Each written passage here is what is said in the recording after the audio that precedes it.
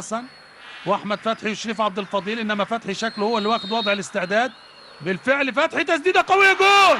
تسديده قويه، جول!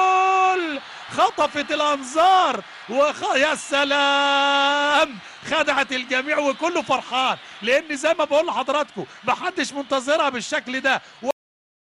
احنا متوقعين الكرة عالية، لكن هذا احمد حسن بيقول له خلاص جبنا الجول، يلا يلا اهو، يلا شد الحيل. الكرة فعلا اكيد في الاعادة افادة، اتخطف دفاع وحائط البشري وحارس مرمى بتروجيت، واتخطف الجمهور، محدش توقعها بهذا الشكل وهذا الابداع. مع الدقيقة 14 صاحب القميص رقم 4، شوفوا حضراتكم يا سلام، حلوة في اقصى الزاوية، اقصى الزاوية مالت في وش رجله على طول، قنبلة على طول رايحة هناك في اقصى الزاوية اليسرى.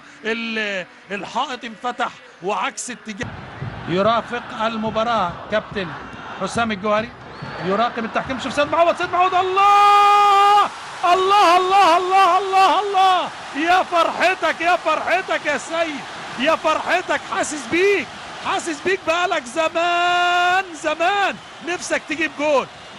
يا سلام يا سيد يا سيد يا سيد يا سيد، حلوة حلوة حلوة حلوة من زمان. بص شوف كله بيهني سيد، هو يعني يكاد يطير من الفرح، كله بيقولوا مبروك اخيرا جبت جول. والله لقطة حلوة، لقطة حلوة، لقطة حلوة، مفيش كلام. ايه الفرحة دي؟ فرحانين بزميلهم اكتر ما فرحانين بالجول. شوف استلم، حط الكرة تحت رجله، عدى، سدد، حطها هناك في اقصى الزاوية. حلو حلو حلو الكلام. سيد معوض من زمان نفسه بهدف بالقميص الاحمر يحرزه في مرمى بتروجيت، في مرمى احمد فوزي. يا سلام يا سيد.